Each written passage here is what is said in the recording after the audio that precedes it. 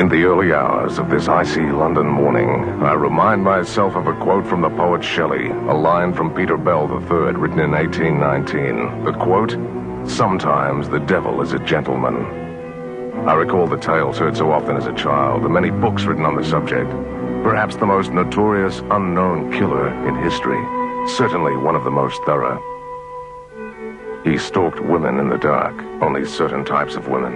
His calling card came in the shape of a mutilated corpse, his signature unmistakably cold. Surgical steel. I am once again reminded that a cunning psychopath armed with surgical knowledge and a razor-sharp scalpel can tear a human life apart in a very short time indeed. I seek the truth about just such a man. It began August 31, 1888. By the second week of November of that year, the hideous legend had become a global topic. Many questions were raised, the most enduring of which has haunted me all my life. Just who was Jack the Ripper? Was he a lone killer bent on revenge? Why did he strike only prostitutes? And why did the killings end with the fifth victim? On this walk through an isolated forest, I carry with me a book which has brought me halfway across the world. There have been many manuscripts theorizing on the Ripper case, but in the few days spent poring over this particular book, I became convinced that the author had at last presented the dark truth. As for the book I carry with me, it is called Jack the Ripper, The Final Solution. The author is to this point known only to me by a few frantic telephone calls made at the most preposterous times in the early morning. His name is Stephen Knight. He lives not far from where the murders took place. His trek toward the truth began in September 1973, when, as a journalist for the East London Advertiser, he interviewed a man who would light the spark. The Advertiser was the lone surviving newspaper covering the area of Whitechapel, Jack's favorite prowling ground. The subject of Stephen Knight's interview in 1973 was a man named Joseph Sickert, son of the renowned Victorian painter Walter Sickert. An interview with the son of an artist is not what one would usually call earth-shattering material. But when the specter of Jack the Ripper becomes synonymous with the man's story, suddenly a whole new light blazes from the void of unanswered questions. My name is Ray McGregor, seeker in the unknown, if you like. My travels have taken me to the quiet stillness offered in this place to meet Stephen Knight and to unravel one of history's greatest and most macabre mysteries. This is a story which began in the English autumn of 1973 with that interview. Stephen Knight, the cover of the book is a little battered, but every well-read novel is thus presented. I have pored over many a horror tale in my life and gory mysteries, but the story of Jack the Ripper from those freezing days of the late 1880s has had many theories attached to it, from criminologists, ordinary citizens, and of course many other writers. But you presented a tale that I regard as the finest I have ever written. You embarked on a course that would take you through 18 months of mystery, intrigue, controversy, and a story that, once read, makes Watergate look like a Sunday school picnic, really, doesn't it? Yes, it does, very much so. I was researching for a year before I started to write, and then writing for 6 months while researching the latter part of the book. Let's go back to the East End of London in the late 1880s. These were certainly not good times for anybody. It was a very bleak, horrifying place, especially for prostitutes who were selling their souls for, what, a penny or something. How much were they likely to make if they were lucky? Penny or tuppence a client, I suppose, in those days. The price of a bed was 4p, and for slightly less, you could get a rope in a very, very seedy doss house, running alive with cockroaches. Simply a rope strung along from a wall to another wall, and a dozen or so people would hang on it, like that, and sleep. My word. For the whole night. And that was luxury compared with what most of these poor women had. They were sleeping out of doors on most nights, and under railway arches, and anywhere they could find some sort of shelter. Of course, let's now knock down one myth about our Jack. These women, A, were certainly not young, and B, they were not in any shape or form pretty, the unfortunate victims. No, obviously, as you say, the average Hollywood representation is of a sort of music hall girl. These women were very much more degraded than that. They were in their 40s, most of them, which meant in those days, with the sort of life they led, that they would have looked in their 60s at least. Very haggard, very, very drunk, probably toothless, all of them. Certainly some of them didn't have any teeth at all. They were really most unattractive-looking creatures. There were around 80,000 prostitutes working in London at that time. Yet we are looking here, and we're going to look closely, at only 5. Now, other writers have suggested, in fact, one writer suggested perhaps 20 victims. Other figures of 6, 7, 8 were attributed to the Ripper, but you say there were only 5 Ripper victims. I'm not alone in saying that. Sir Melville Macnaghten, who took over as Assistant Commissioner of Scotland Yard shortly after the Ripper murders ended, closed the Ripper file with a report, and he stated in that file that the Whitechapel murderer had 5 victims and 5 victims only. Anyone who has delved at all deeply into the case since then has agreed with him on the medical evidence alone. It is certain that Jack the Ripper had no more than 5 victims. One writer suggested that he had only 4 because one of the victims, that this writer said, had her throat cut in the opposite direction from the other victims. But I established from a previously undiscovered post-mortem report that this victim too, Elizabeth Stride, had her throat cut in exactly the same way. So, yes, it's definite that there were 5 victims and 5 victims only. Whitechapel victim number 1, Mary Ann Nichols. She was in her 40s. She was very down at heel, much the worse for drink most of the time because, well, as with all the victims, that was the only solace they could find in life, gin, and the comfort that drunkenness brought. She wasn't too badly dressed because she'd not that much earlier been given clothing by the Lambeth workhouse. She'd led a very poor life and a very distressing life. She'd had a very bad time with her husband, and she'd had children, and she'd come from the Lambeth area and come to the East End and settled into prostitution. On the night of August the 31st, she was with a friend called Emily Holland, whom she last saw she was with her in Whitechapel at about 1 o'clock in the morning. She said goodbye to her. She was going off to find a client. And she said, "Look what a pretty bonnet I've got," or some such words as that. And she walked off towards Whitechapel station.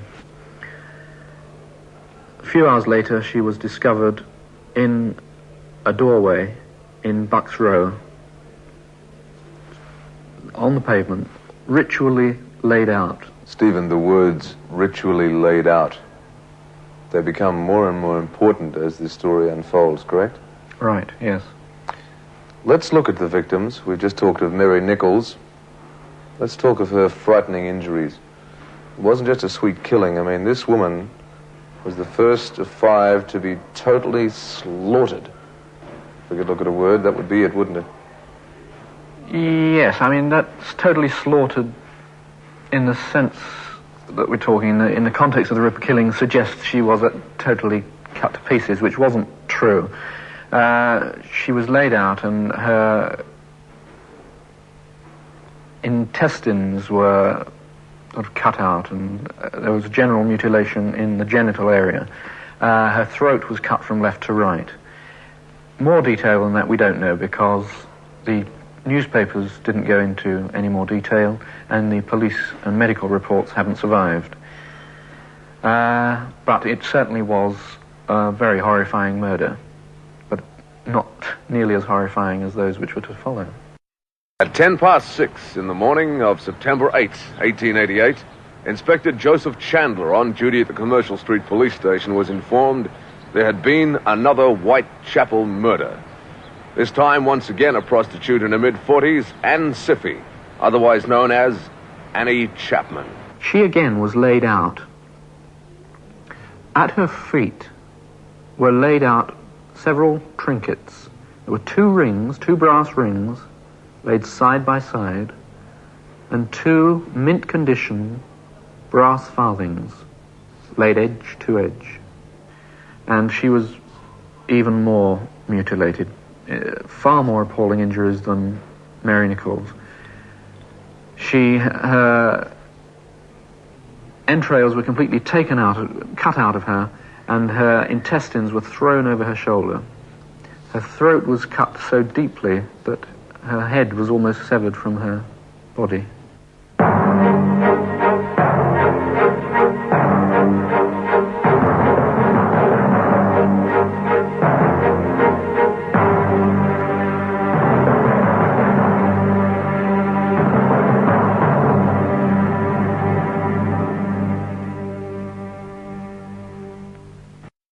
Two victims in the one evening. His first, the gangling Swedish prostitute, once again 45 years old. She was known as Long Liz, Elizabeth Stride. Long Liz Stride was found murdered in a backyard or courtyard adjoining a socialist club in Stepney, south of Commercial Road. Catherine Eddowes was discovered, as I say, 45 minutes later in Mitre Square, Aldgate. The first victim, Stride, the only injuries she had was a cut throat, which, as I said, has led some people to say she wasn't a Ripper victim at all. Her throat was cut from left to right. The second victim, Catherine Eddowes, was horribly cut about.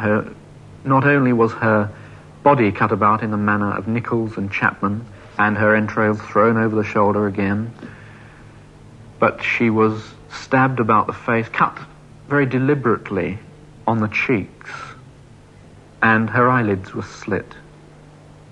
And she also had her throat cut from left to right. I want to talk about the final victim, Marie Kelly. Yes, she was butchered like an animal. At the same time, there was this element of ritual. She was laid out on her own bed. She is the only victim to have been discovered indoors. And she was laid out in a sort of ritualistic fashion with one arm folded across her chest. What there was left of her chest. Both her breasts had been cut off. Her heart had been torn out, her entrails had been pulled out, and intestines were thrown all over the walls and hung on the picture rails. As I say, her breasts had been cut off, and they were on a side bench by her bed along with her liver. There was blood everywhere. This lady, a lot of things hinge on Marie Kelly, don't they?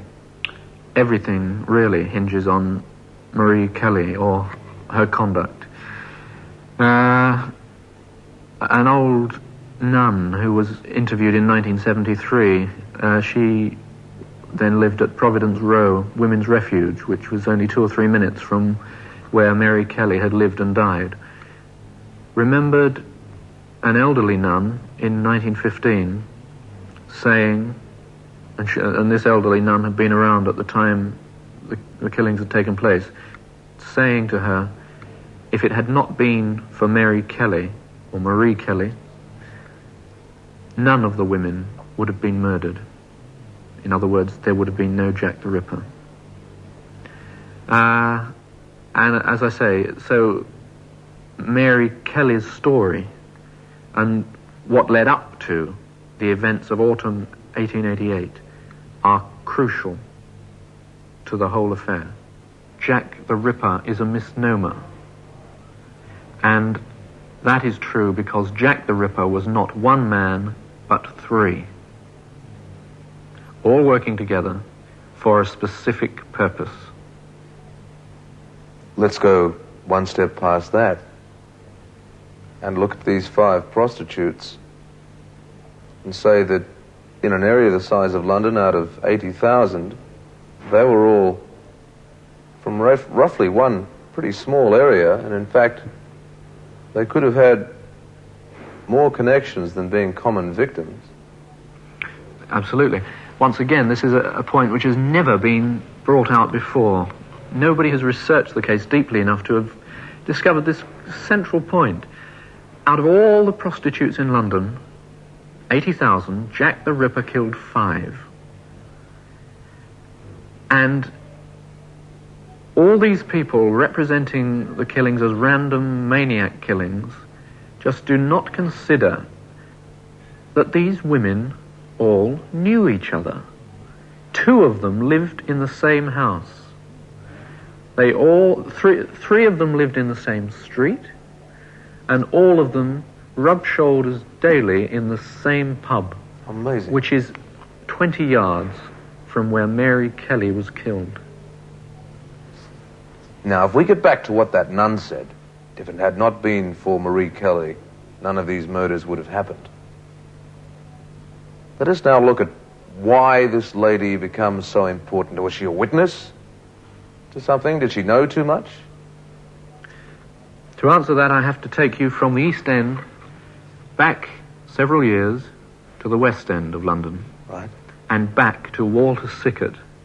The painter. The painter, the father of Joseph Sickert, my informant, and the original source of the story which I was investigating, and which at every step I took became truer.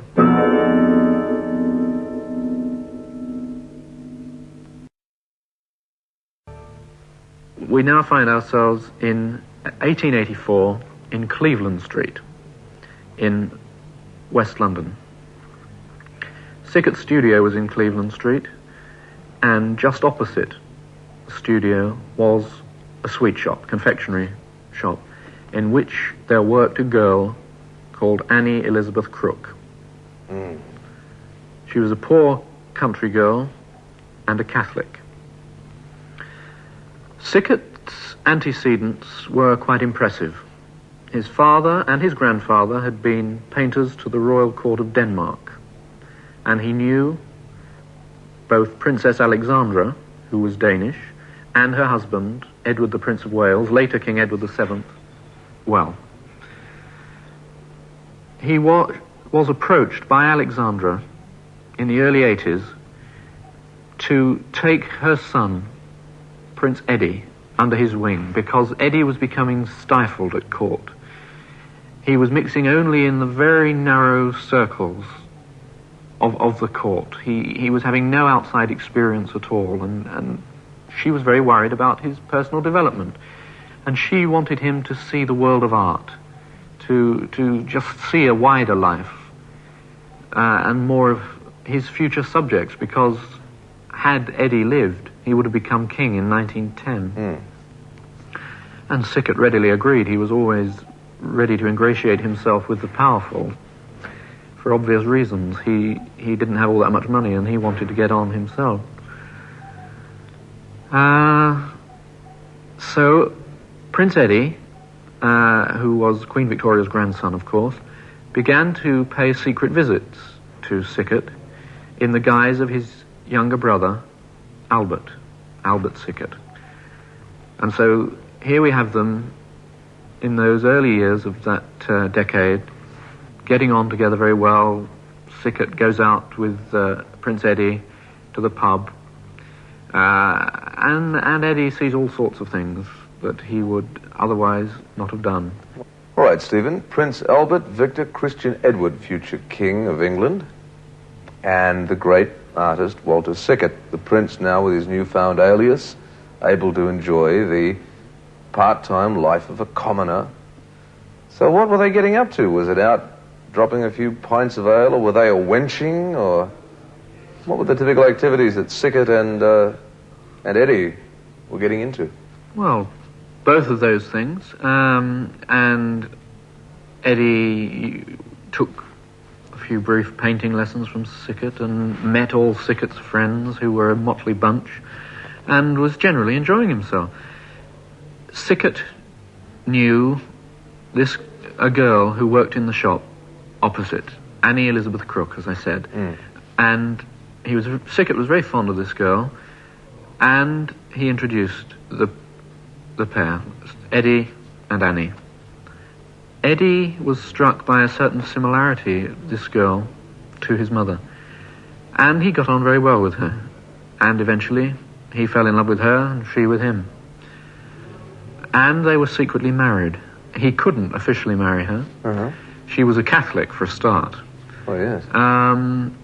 He was under 25, so he would have had to get permission to marry her. He married her under a false name, but he married her, nevertheless, at a St. Saviour's private chapel near Cleveland Street.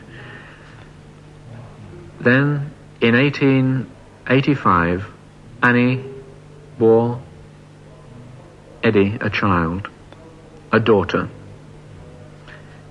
who was born at Marylebone Workhouse and who was christened Alice Margaret Crook. She underwent 2 baptisms, an Anglican baptism for Eddie and a Catholic baptism for Annie. But inevitably, it reached the ears of the Prime Minister, Lord Salisbury. The throne was very unpopular at that time. There was constant fear of revolution, and Salisbury himself was especially frightened of anarchists, socialists. There was a rising tide of socialism, and the government was very unpopular, the throne was very unpopular. He believed that it would take very little anyway to end the monarchy with Victoria's death. With Prince Eddie's behaviour, he believed that if that became public, it would be almost a certainty that the monarchy would end, and end immediately, that there would be revolution, total revolution in England. So that information about Eddie marrying a Catholic, because anti-Catholic feeling then was incredibly intense. If he had to keep that silence at all costs. So he staged a police raid in Cleveland Street while Eddie and Annie were together. Eddie was taken back to court and severely reprimanded, and Annie was taken away and confined in a hospital. And she spent the rest of her life in hospitals, workhouses and prisons after some sort of primitive brain operation had been performed on her. Or some perverted lobotomy with... Something like that, to erase all memory of her past and her alliance with the prince. During that raid, the child escaped with her nanny, and that nanny, who had been taken on by Sickert, was Mary Kelly. Mary Kelly escaped from Cleveland Street, taking the child with her, and she escaped to the East End. Eventually, the child found its way back, her way back, by a circuitous route to Sickert, and Sickert arranged for her upbringing in France with some friends there. Mary Kelly fell in with a group of prostitutes, and eventually, completely down and out, they resorted to blackmail. She shared her dangerous knowledge with them, and they blackmailed someone closely associated with the case. The fear was that these women who were walking around the East End knew of Eddie's conduct and were therefore in possession of information that could topple the throne. So like Annie Crook, they had to be silenced. And the Prime Minister put the operation into the hands of a man he trusted very greatly, because that man had been very closely associated with silencing Annie Crook. Salisbury, I'm sure, never wanted anybody murdered. He put the case into the hands of this man, as I say, whom he trusted. This man decided the women must die. To have them certified as lunatics, he thought, would be dangerous in the extreme. One lunatic was bad enough, But if you had 4, 5, 6 lunatics all crying out the same story, somebody was going to see a pattern somewhere. Right. And you know, there were plenty of very high-ranking, articulate politicians around who would have been eager to see that pattern and use it against the throne and the government in power. Victoria knew nothing about this. Right. I mean, she wouldn't have condoned murder or silencing in any way at all. Sickert told his son, and his son told me, that the women were murdered according to Freemasonic ritual. That much of their ritual is based on murder. They are a secret society. On the whole, they are a society which does good, much good to charity, but they are a secret society of men who meet and perform rituals. Some of their basic rituals are the mime of mythical murders, some taken from the Bible, some taken from Egyptian myth.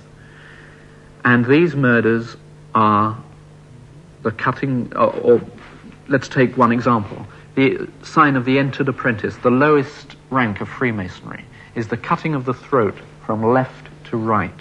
All the Ripper victims had their throats cut from left to right. At another degree, the mime for initiation is for the victims' heart and vitals to be taken out and thrown over the left shoulder. Stephen, why this particular mime? I mean, where does this begin, this whole story of... Why do they go through the mime of this? Well, simply to preserve the secrecy of their order. A Mason swears on pain of terribly violent death. This kind of death? Yeah, all these various kinds of death, and it varies from level to level, that he will retain the secrets of his order and never betray another Mason.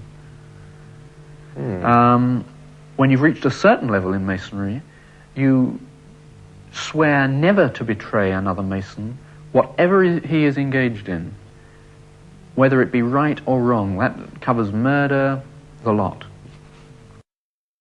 Stephen, back to the murders most foul, and these poor women. They were slaughtered in such a way that one would imagine a torrent of blood would have gushed forth on the pavement, yet such very little blood was actually found, except for Marie Kelly's case, around the area of the crime. Yes, this is one of the enduring mysteries of the Ripper case. No writer has been able to explain it.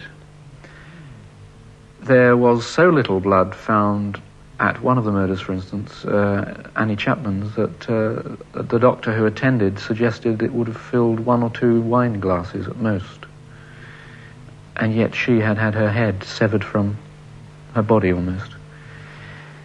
There was speculation at the time that the women couldn't have been murdered where they were found, but that they had been murdered elsewhere and then later deposited at these spots. Sickert told his son that 3 of the women, at least, were in fact murdered in a moving carriage. The way in which these murders occurred, surely these women... I mean, it is such a nightmarish tale. They must have screamed, struggled, given some clues as they were being mutilated. The people nearby must have heard something going on. Not necessarily. According to Sickert, the women were fed black grapes poisoned with laudanum. That's tincture of opium.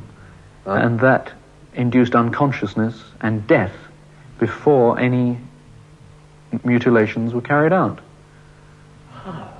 So there would have been no struggle, no screams. Right. And it would have enabled all the surgery, the barbaric surgery that took place on them, to be carried out with relative ease and speed. After which the cab went on its way back to its owner's residence. It was obviously covered in gore and blood. It was washed out ready for its next grisly assignment.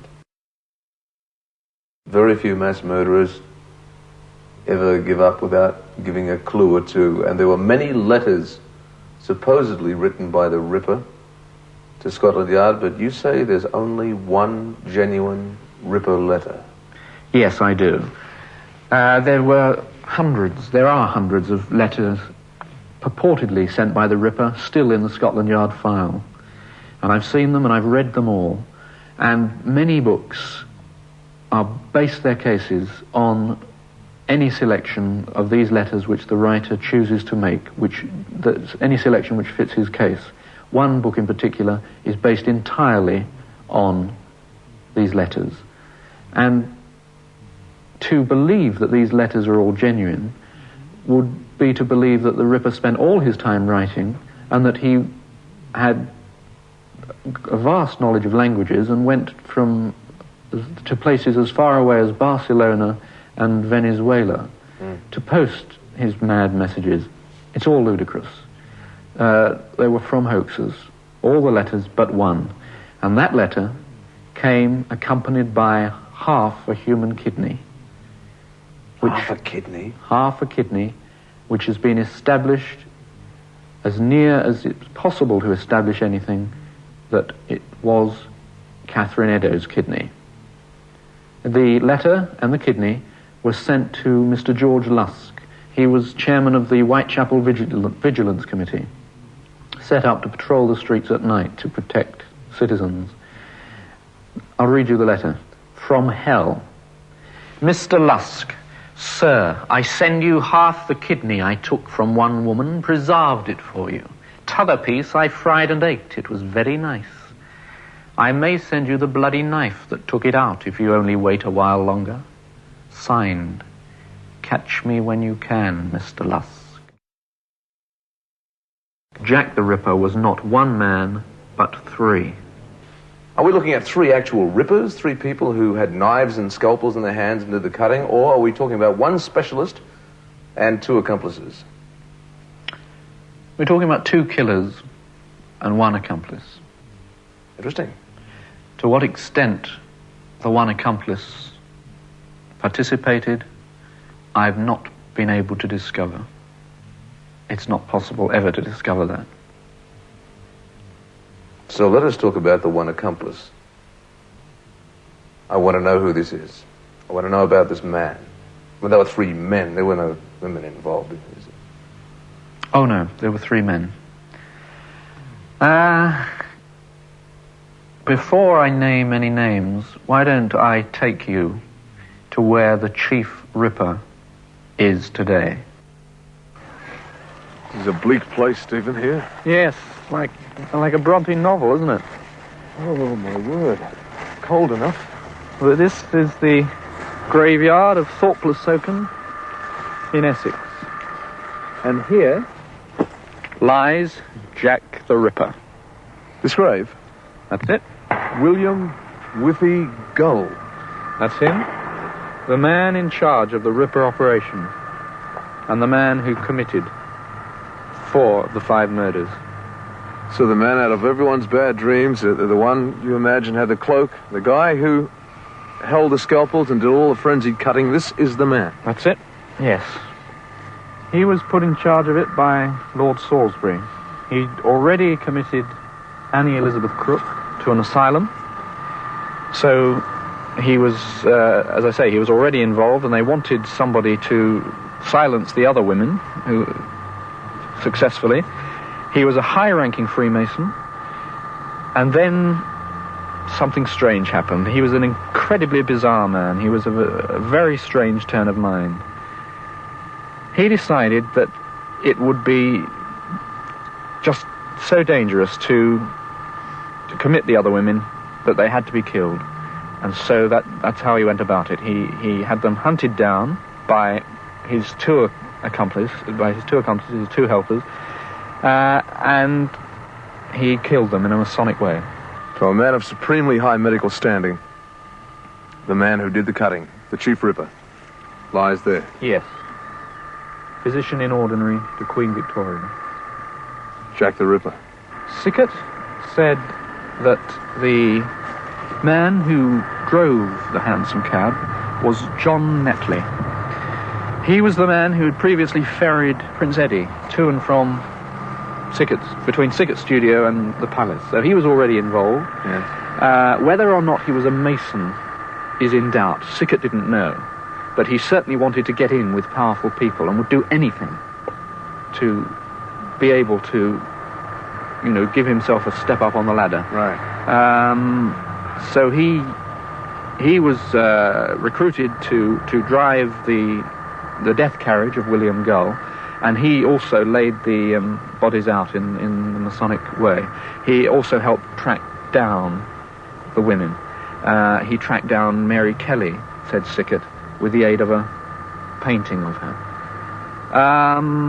And the third man, according to Sickert, was none other than Sir Robert Anderson, who was the Deputy Commissioner of the Metropolitan Police. But that turned into something different when I started investigating it. That was a very weird... There's a twist coming up, isn't it? That's right, yes, there is. Walter Sickert told his son that the third man was none other than Sir Robert Anderson, Assistant Commissioner of the Metropolitan Police. I looked into that allegation, as I'd looked into everything that Sickert had said up to that point. And everything up to that point, of course, had proved absolutely true, with solid evidence to back it up. But to my surprise at that stage, at that late stage in the inquiry, I found that there was no evidence at all to support the allegation that Sir Robert Anderson was directly involved in the murders themselves. He was certainly involved in the cover-up, but certainly in no way could I see that he was the third man.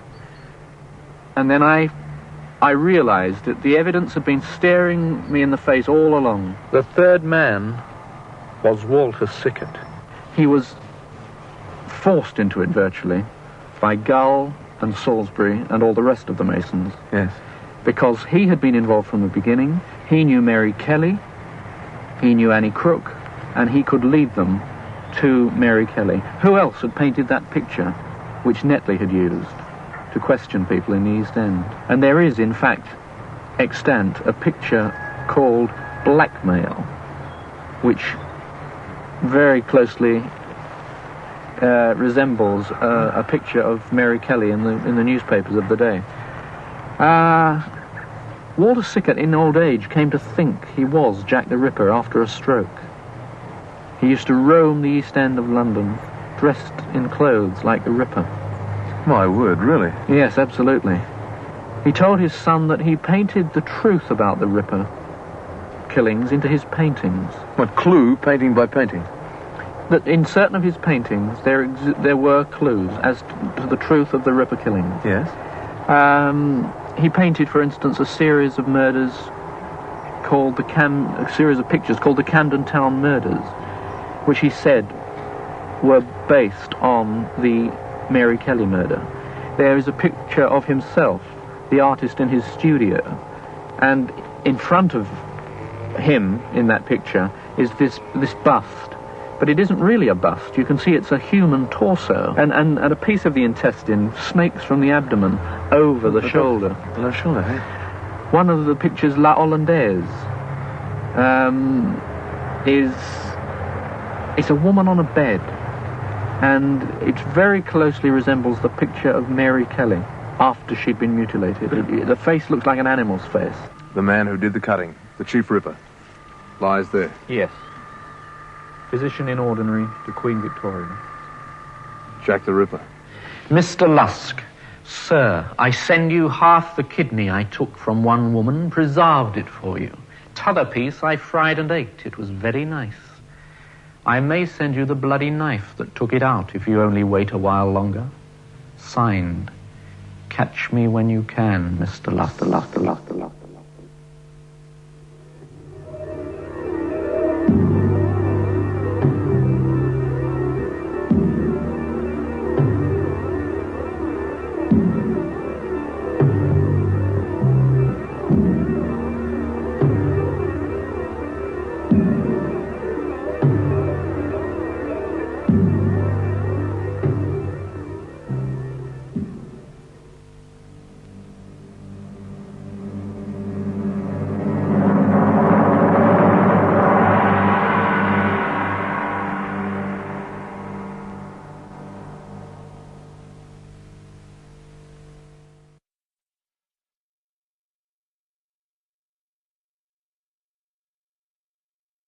A recent name to be added to the list of suspects, and this one I find really bizarre, is that of Lewis Carroll. The author of Alice in Wonderland has now been named as Jack the Ripper.